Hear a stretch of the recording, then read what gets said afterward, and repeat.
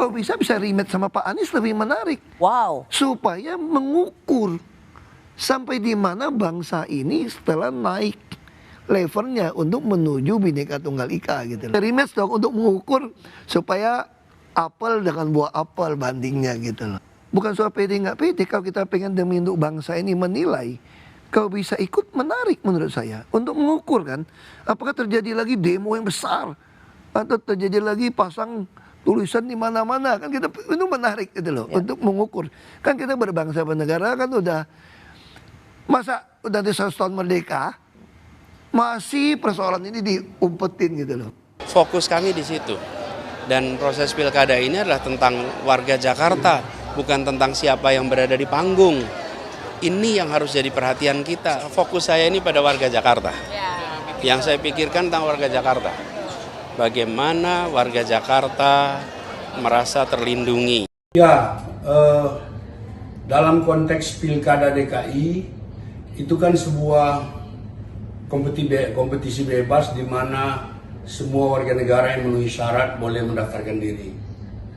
Kita berharap pilkada DKI 2024 ini pilkada yang sejuk, pilkada yang menyatukan, pilkada yang mengayomi, sehingga pengalaman kita seperti yang pemilu yang kemarin, seperti pilkada yang kemarin tidak boleh terulang lagi.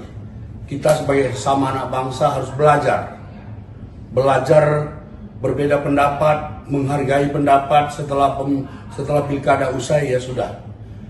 Termasuk seandainya kemungkinan terjadi pertarungan ulang antara Anies dengan Ahok, kita berharap pilkada ini membawa kesejukan, memberi semangat kedewasaan, memberi semangat penghargaan terhadap perbedaan, pluralisme, dan menghargai kemenangan terhadap siapapun. PKS sebenarnya menyambut baik siapapun yang itu bisa bertarung di Jakarta asal memenuhi syarat.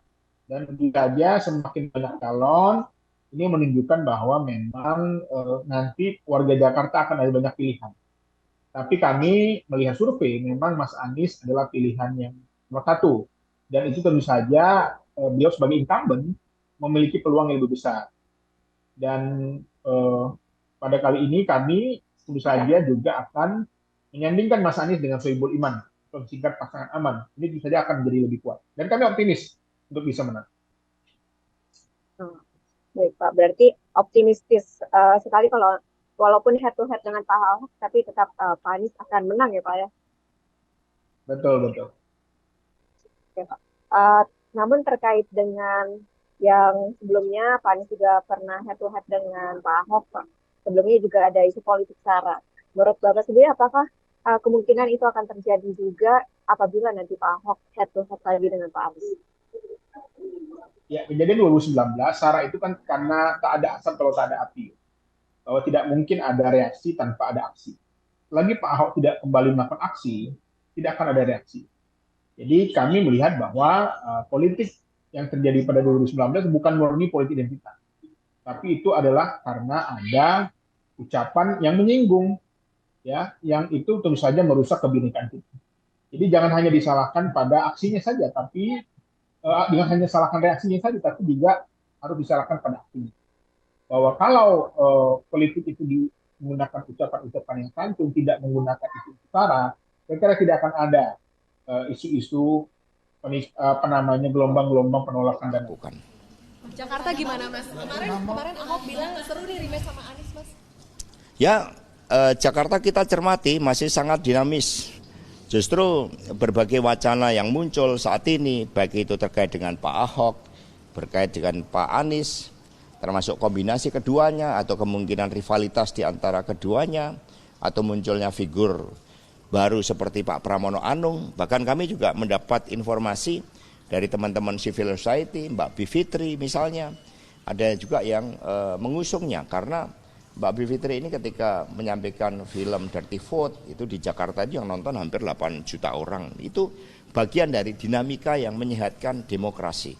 Maka PD Perjuangan terus membuka suatu ruang bagi hadirnya calon-calon pemimpin tersebut yang kemudian nanti kita akan cermati berdasarkan suara arus bawah partai. Muncul juga nama Mas Pramono Anung, Di Jawa Timur muncul nama Ibu Tri Risma hari ini, di Jawa Tengah muncul nama Pak Andika, ada Pak Hendi, ada yang mengatakan Pak Andika juga cocok di Jakarta. Ini semua masih dicermati oleh PDI Perjuangan. Di antara banyak sumber informasi, kami layak dipercaya. Karena kami menggali lebih dalam, berpihak pada kebenaran,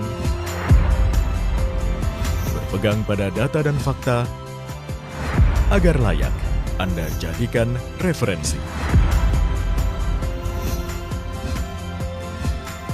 Kompas TV, independen, terpercaya.